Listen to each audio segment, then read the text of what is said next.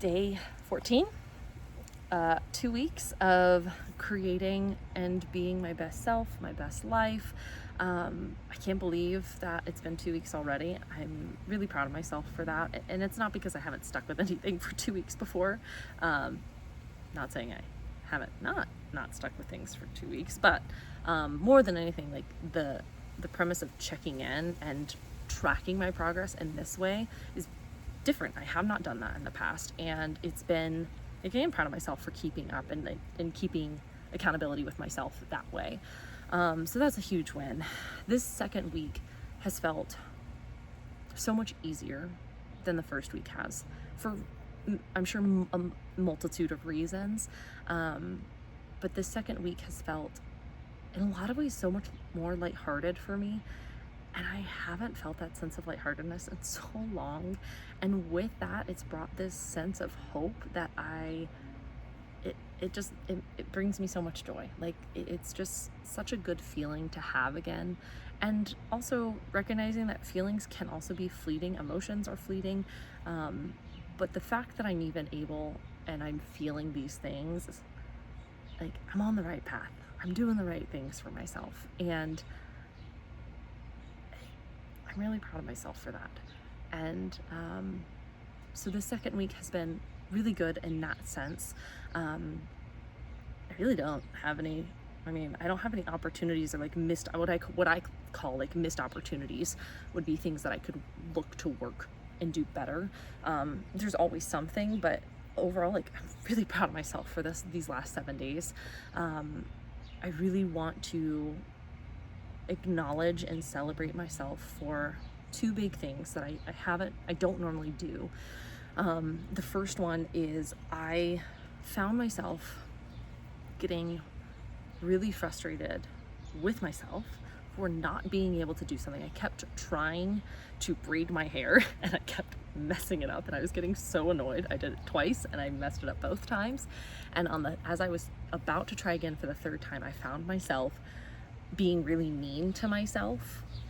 And I was able to pause, hold the negative thoughts, say, hold on, why am I being so mean to myself? Like, part of this journey is also learning how to love myself and treat myself with self-compassion. And so let's take a breath, take a beat, and let's talk to myself as if I would talk to one of my best friends. And I did. And I braided my hair perfectly that time. And it was also just such a nice feeling to show myself that kind of self-compassion. And if anybody is dealing with some kind of negative self-talk, it is so difficult to pause in that moment and to be able to catch yourself in the moment. So there's that. But if you can catch yourself in the moment, taking a beat and saying, oh, if my best friend was going through this, what would I say to them? And sometimes that can be a helpful way to get out of that negative spiral. And that's what I did. And I don't actually think I've ever done that in a genuine way. I think I've, like, talked nice to myself, but it has kind of been with, like, these underlying undercurrents of, like, you still suck. But I, like, genuinely wanted to show myself self-compassion in that moment, and I felt it. And I'm really proud of myself for that, because I don't think I've actually ever done that before. And then the second big thing that I am so proud of myself for this last 7 days, is so I think the way people pleasing shows up is going to be different for everybody and in their own journey. And I think part of how I people please, how I show up, I over apologize. Like, I will apologize for anything and everything, and it doesn't make any sense. And I've actually it's really embarrassing. I've had people say, like, you need to stop apologizing. It's annoying me. And I, like, word vomit next words out of my mouth. I'm sorry. That's how bad of an apologizer I am. Or how good. I'm just kidding. It's not good. But I had a friend invite me to something last minute. I wasn't able to make it. And as I was letting them know that I wasn't going to be able to make it, I found myself saying, I'm sorry. And I actually stopped myself and I said, hold on. Why am I about to apologize? Because I've done nothing wrong. they've done nothing that, would require an apology, anything like that. Like, they were just asking if I was available and wanted to do something. And I just stopped myself and I said, I don't need to apologize right here. Like, I'm good. And instead of saying, I'm so sorry, I said, thank you so much for thinking of me. I won't be able to make it. I hope you have the best time. And I'm so proud of myself for being able to, one, again, catch myself in the moment like I did with the negative self-talk, and two, like, not apologize. Like, I have no accountability that I need to take in that moment. And so that just felt so good for me and so positive for me, and I'm so grateful for that.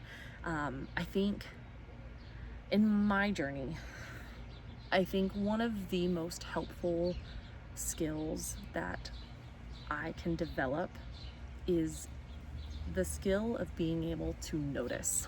Notice what's coming up for me. What am I feeling? What am I thinking? And being able to, a couple things with that noticing, being able to either A, not judge, just observe what's coming up, and B, being able to pause and redirect in that moment if necessary.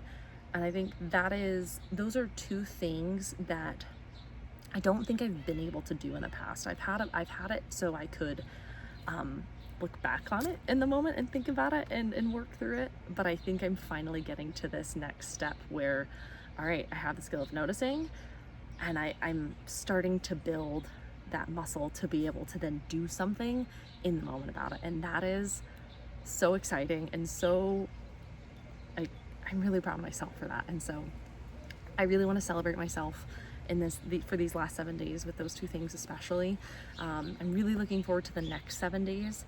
For the most part, it's going to be continuing what I've been doing. So just working on continuing to build that self-trust, following through when I say I'm going to do something, especially in the gym, because that's in just physical activity, because that's such an important piece of my life and what I want in my life.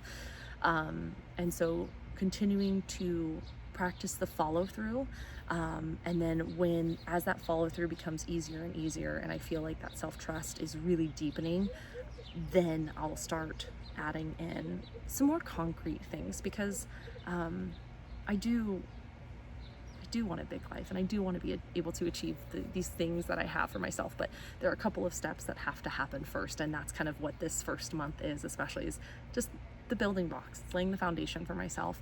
And I'm really excited for what week 3 has in store for me. So here I go.